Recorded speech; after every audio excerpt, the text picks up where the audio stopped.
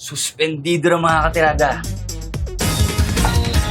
Patong-patong na civil and administrative cases ang kinakaharap ni Major Delgado. Well, wala talagang lugar ang mga gaya niya sa kapulisan. Dudumihan lang niya ang uniforme nila. Kaya deserve niya yan.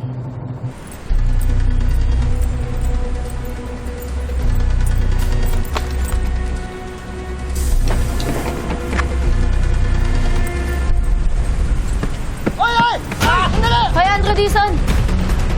Excuse me, who's it? Ano, tinitira mo na naman yung mga polis? Hindi ka talaga titigil sa kasinungalingan mo? Look who decided to crawl out of my screen. Si Joey on duty. Oh, napasugod ka.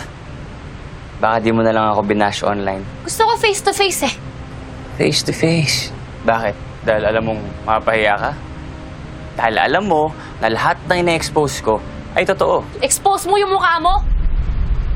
Bulok at basura, yun yung lumalabas sa bibig mo. Alam mo ba yun? Parang yung mga balita mo, bulok. Kaya itong bagay sa'yo. Joey! Uy, teka!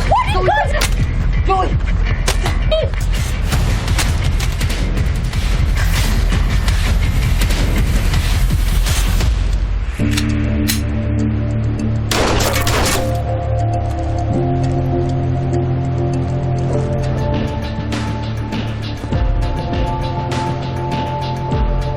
Oh, ano pare, nahiya ka pag tumawa. Sige na, tumawa ka na. Asarin mo na ako, sabihin mo na nabano pa rin yung kumpare mo. Ayos naman eh. Parang tumama naman.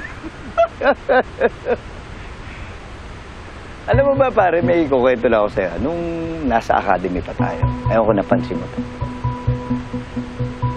Inis na ako sa'yo nun eh. Oo, kasi alam ko darating yung panahon na uungusan mo ko sa lahat ng bagay. Pagdating yan, sa firing, sa shooting, skills, sa strategy, sa leadership. Di ba? Oo. Pero alam mo, napaghandaan ko na yun, pare. Ang ginawa ko lang strategy to. Sabi ko, didikitan kita. Gagawin kitang best friend. Para pag dumating ang araw na nasa serbisyo na tayong dalawa, gaganda ang posisyon mo. Mapopromote ka. Kapag na-promote ka, pare, sama rin ako doon, damay ako. Nagyari naman, di ba? Tigdaman mo kung saan ako dinala ng dedikasyon ko.